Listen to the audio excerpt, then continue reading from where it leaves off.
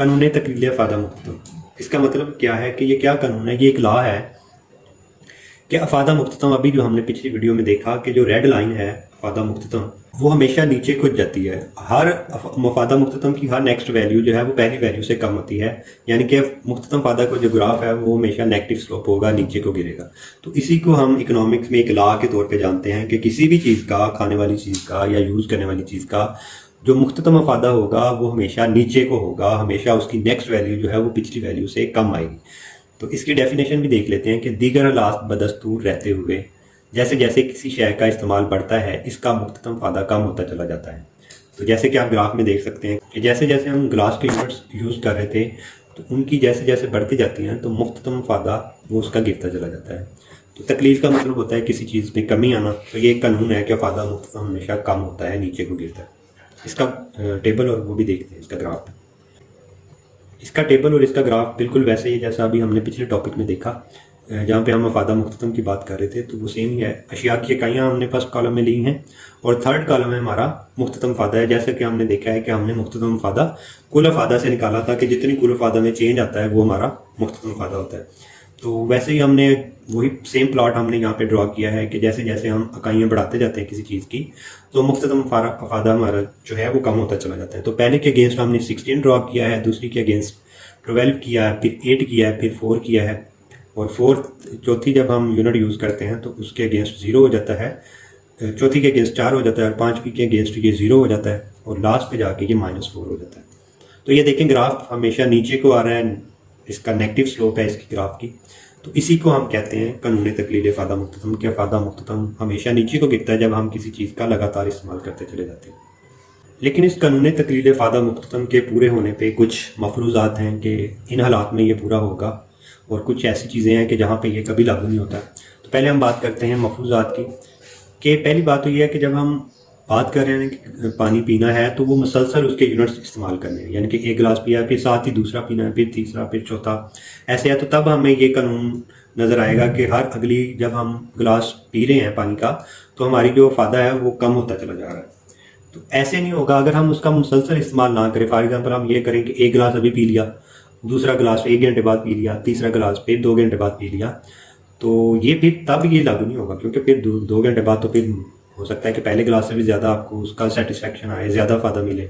इसी तरह आप 2 घंटे बाद तीसरा पी रहे हैं तो हो सकता है वो पहले 2 जो आपने पिए उससे भी ज़्यादा उससे फ़ायदा मिले, तो फिर आपका कुल फ़ायदा बजाय कम होने के वो तो बढ़ता चला जाएगा। तो ये तभी कुल फ़ायदा नीचे को गिरेगा या मुख्ततम फ़ायदा तभी कम होगा जब आप उसके लगातार उसका इस्तेमाल करेंगे। दूसरा इसका मफरूज़ा है मुनासिब मिकदार, कि मिकदार हम उसकी मुनासिब लेंगे, यानी कि जैसे हम बात करें एक गिलास फिर दूसरा गिलास। ये नहीं है कि हम यूनिट इतना बड़ा ले रहे हैं, मिकदार इतनी ज़्यादा ले लें कि जैसे हम ये कहें कि हमने 1 गैलन, दूसरी गैलन, तो ये इतनी ज़्यादा तो कोई पी नहीं सकता, या एक जग, दूसरा जग, तो एक ही जग पी के तो बस हो जाएगी। फिर नेक्स्ट यूनिट्स हम उसके कंसिडरिंग कर सकते, या इतना छोटा भी नहीं होना चाहिए यूनिट, जैसे कि एक गिलास का बिल्कुल ही थोड़ा सा आपने उसमें डाला है पानी, तो इसकी मुनासिब मिकदार होगी तो तब ये हमारा जो है कानून लागू होगा। तीसरा अशिया की यकसा नोयत और सारफ की जहनी कैफियत।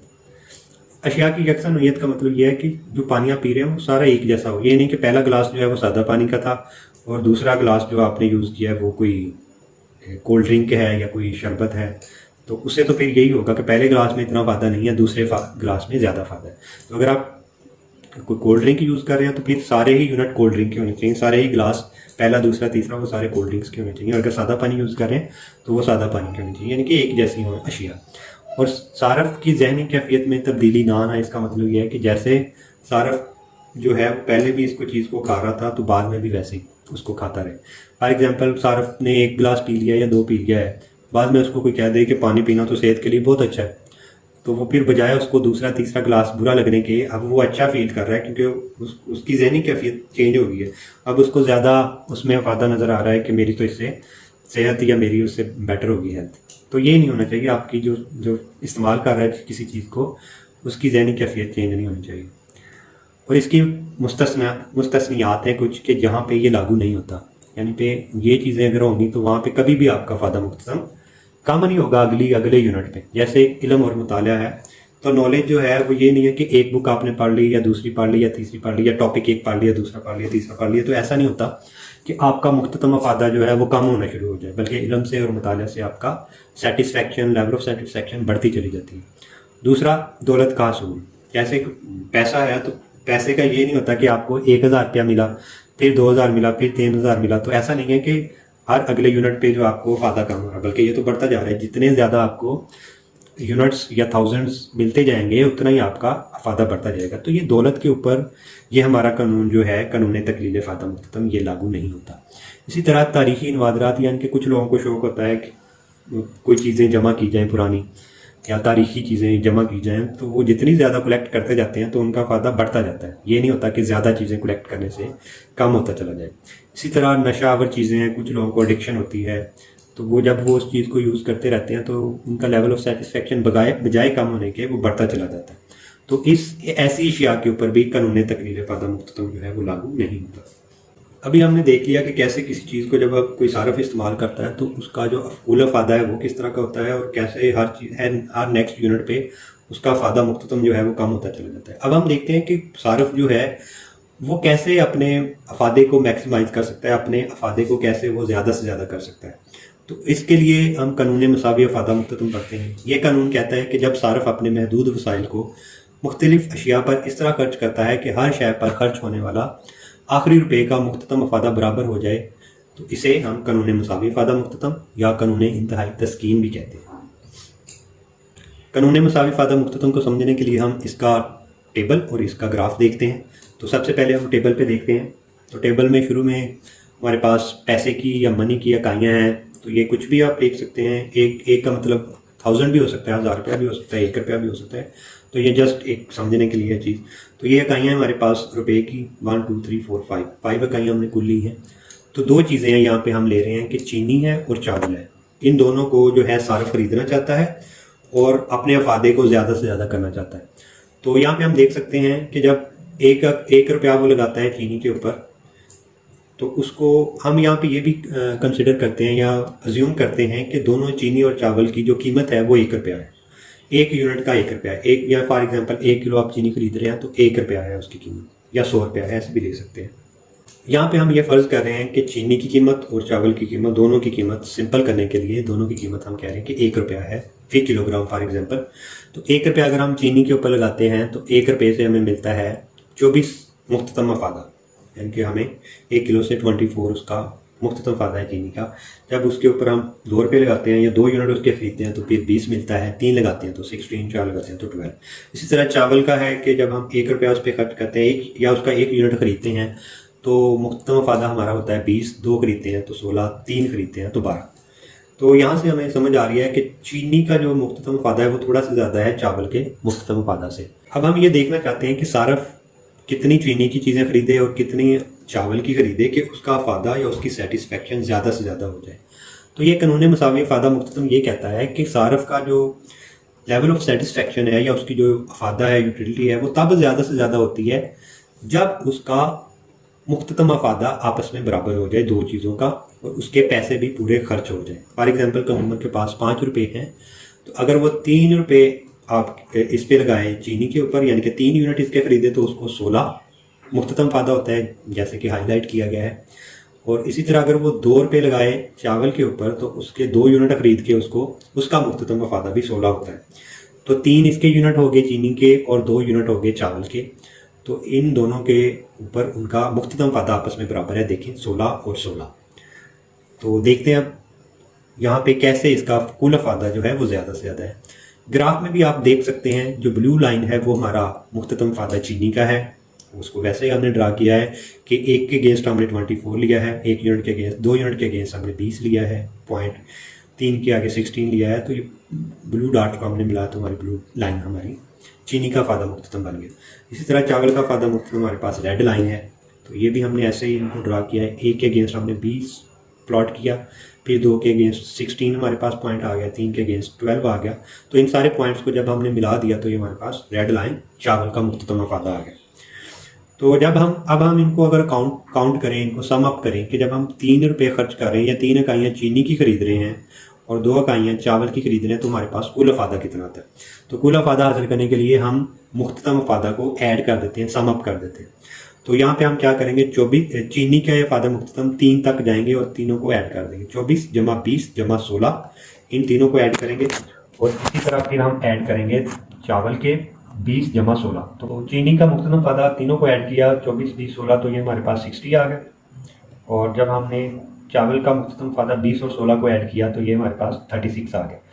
तो 60 इसका चीनी का और 36 इसका, इन दोनों को ऐड किया तो ये हमारे पास 96 आ गया।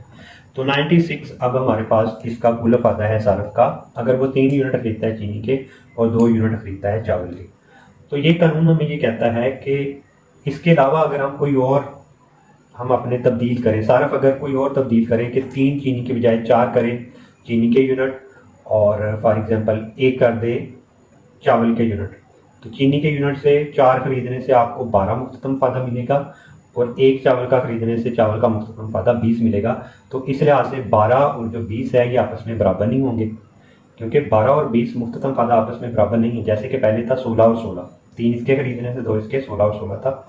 अब अगर हम इसके 4 इसके खरीदे चीनी के तो 12 और 1 इसका यूनिट खरीदे तो 20, तो ये 12 और 20 आपस में बराबर नहीं है। तो ये कानून ये कहता है कि अगर ये मुख्ततम अफादा आपस में बराबर होगा तो तब कुल अफादा सारफ का जो है वो ज़्यादा से ज़्यादा होगा। अगर ये मुख्ततम अफादा आपस में बराबर नहीं होगा तो आपका कुल अफादा जो है वो ज़्यादा से ज़्यादा नहीं होगा। इसी को अब हम देखते हैं नेक्स्ट ग्राफ में कि ये कैसे है कि क्यों कुल अफादा ज़्यादा से ज़्यादा नहीं होता। जब हम इसकी बात करते हैं कि हट के, अब यहाँ पे देखें हम क्या देख रहे हैं कि वही टेबल है, जस्ट ये है कि हमने अब चीनी की 3 खरीदने की बजाय 4 खरीदी हैं और चावल की 2 खरीदने की बजाय 1 खरीदी है। तो 4 रुपये हमने चीनी पे लगा दिए और 1 रुपया हमने चावल पे लगा दिया, तो 5 रुपये पूरे हो गए हमारे। तो अब क्या हम देखते हैं ऐसा करने से हमारा कुल अफादा कितना होता है। चीनी के 4 यूनिट इस्तेमाल करने से जो मुख्तसम अफादा है इनको अगर हम ऐड करें 24 20 16 और 12 को, तो ये हमारे पास टोटल फिर बन गया है 72 और 1 हमने इस पर लगाया तो इससे हमें जो अफादा हुआ है वो 20 का है। तो 72 चीनी का और 20 इसका, इनको ऐड किया तो ये बनता है 92। तो कुल अफादा हमारा अब बना है 92 जब हमने कानून मुसावी अफादा मुख्ततम को फॉलो नहीं किया, यानी कि इन दोनों के अफादा मुख्ततम 20 और 12 आपस में बराबर नहीं है, जिसकी वजह से हमारा कुल अफादा जो है वो 92 बना है, जो कि कम है पिछले वाले ग्राफ से जहाँ पे हमने 16 और 16 बराबर किया था दोनों का मुख्ततम अफादा, तो हमारा कुल अफादा हुआ था 96। तो ये कानून से ये साबित होता है कि जब दो चीज़ों का मुख्ततम अफादा आपस में बराबर होगा तो तभी कुल अफादा जो सारफ का है वो ज़्यादा से ज़्यादा होगा।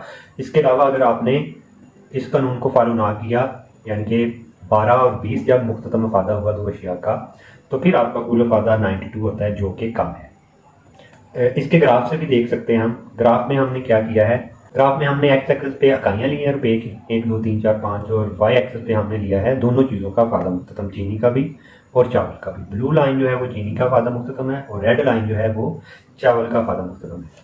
तो देखें पहले हम ले रहे थे जो हमारा जहाँ पे कुल अफादा ज़्यादा से ज़्यादा होता है वो ये है कि जब हम 3 इकाइयाँ चीनी की लें और 2 इकाइयाँ चावल की लें।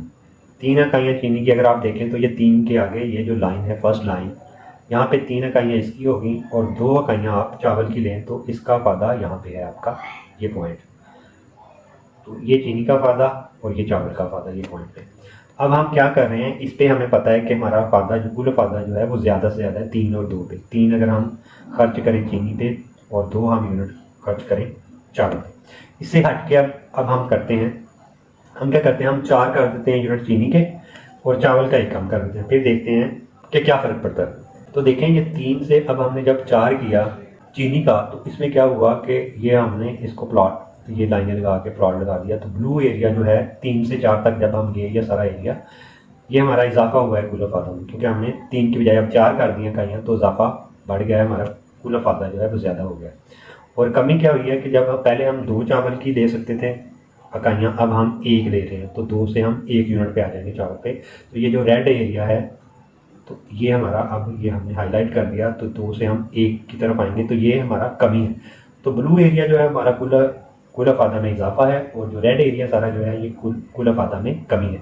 तो दोनों ग्राफ से हम देख सकते हैं कि जो इजाफा है वो कम हुआ है लेकिन कमी वाला एरिया जो है वो ज़्यादा है। ब्लू एरिया कम नज़र आ रहा है और जो रेड एरिया है वो ज़्यादा है। इससे भी ये साबित होता है कि अगर हम 4 इकाइयाँ चीनी की और 1 इकाई चावल की लें तो फिर हमारा कुल अफादा ज़्यादा से ज़्यादा नहीं होता, बल्कि वो पहले से हमें कम हो जाता है इजाफा कम होता है और कमी ज़्यादा हो जाती है। लिहाजा एक ही सोल्यूशन है कि हम वो वाले यूनिट्स लें जहाँ पे अफादा मुख्ततम दो चीज़ों का बराबर होता है, जो कि चीनी के 3 यूनिट और चावल के 2 यूनिट खरीदने पे सारफ का हासिल होता है, और सारफ इसी में तवाज़ुन है।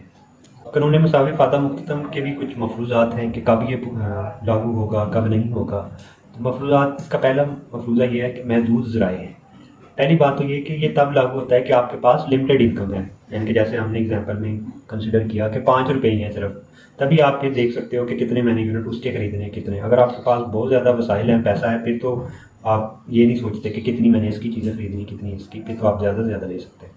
दूसरा ये मफरूज़ा है कि सारफ जो है वो समझदार है, सारफ अक्लमंद है, उसको पता है कि ये कैसे करना है, इसको किस चीज़ से मुझे ज़्यादा फ़ायदा हासिल हो रहा है, किसकी कीमत क्या है, तो उसको इसका इल्म है।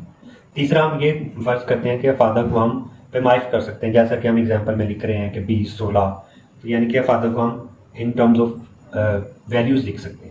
और फिर हम ये कंसिडर करते हैं, ये अज्यूम करते हैं कि कीमतों का उसको इल्म है, उसको पता है कि मार्केट में चीनी की कितनी कीमत है या चावल की कितनी कीमत है, तभी वो डिसाइड कर पाता है कि मैं चीनी के कितने यूनिट लूँ और चावल के कितने यूनिट लूँ, मेरे पास कितना पैसा है। और आखिरी है कि आमदनी और कीमतों का मुस्तकिल होना। फिर ये भी है कि आपकी इनकम जो है और कीमतें जो हैं वो एक जैसी रहें, फिर ही ये आप डिसीजन ले सकते हैं। अगर कीमतें बढ़ जाएं तो वही आपके 5 रुपये में फिर आप ना तो 3 चीनी के यूनिट खरीद सकते हैं, ना आप चावल के 2 यूनिट खरीद सकते हैं, फिर आपको कम खरीदनी पड़ेगी। और आमदनी अगर कम हो जाए तो फिर भी ऐसे ही है, या आमदनी अगर बढ़ जाए तो फिर आपके यूनिट्स बढ़ जाएंगे। तो हम ये अज्यूम करते हैं कि आमदनी और कीमत जो है वो तब्दील नहीं होनी चाहिए। इसी तरह इसकी मुस्तस्नियात में ये है कि इस वक्त ये लागू नहीं होता ये कानून, रस्म रिवाज और फैशन। बाज़ औक़ात हम कई चीज़ें ऐसी इस वजह से ख़रीद रहे होते हैं कि वो हमारे माशरे में या सोसाइटी में उसका फैशन होता है, तो बजाय उसके कीमत ज़्यादा होने के भी या उसकी यूटिलिटी कम या ज़्यादा होने, मतलब कि यूटिलिटी चाहे उसकी कम हो रही है ज़्यादा हो रही है, इससे मैटर नहीं करता, आप सिर्फ इसलिए उसको यूज़ करते हैं कि उसका फैशन है, ट्रेंड है। इस तरह टाइम पीरियड का भी, कि टाइम पीरियड अगर चेंज हो जाए कि एक आपने अब लिया है यूनिट तो नेक्स्ट आप बाद में ले रहे हैं, तो तब भी वो लागू नहीं होता। अफादा की पैमाइश में दुश्वारी है कि इसमें ये है कि जब हम इसको काउंट करते हैं कि यूटिलिटी कितनी हमें हुई, तो उसको काउंट करना ज़रा मुश्किल होता है, ये इसलिए इसको अप्लाई करना थोड़ा सा मुश्किल होता है। मंडी से ना वाकफियत, समटाइम्स ये भी होता है कि हमें दूसरी अशिया की कीमतों का पता नहीं होता। एक शॉप से हमें ये चीनी इस रेट से मिल रही है, हमें नहीं पता कि दूसरी जगह से कितने की है, तो इसलिए तभी हम महंगी चीज़ें भी उठा लेते हैं। और अशिया की नाकाबिले तकसीम पजीरी, समटाइम्स कुछ चीज़ों के यूनिट्स को हम नहीं कर सकते, जैसे गाड़ी है तो उसको फर्दर यूनिट्स में डिवाइड नहीं कर सकते, उसको ये समझने के लिए कि इसके इतने यूनिट इस्तेमाल करें तो कितना उससे फ़ायदा हासिल होगा।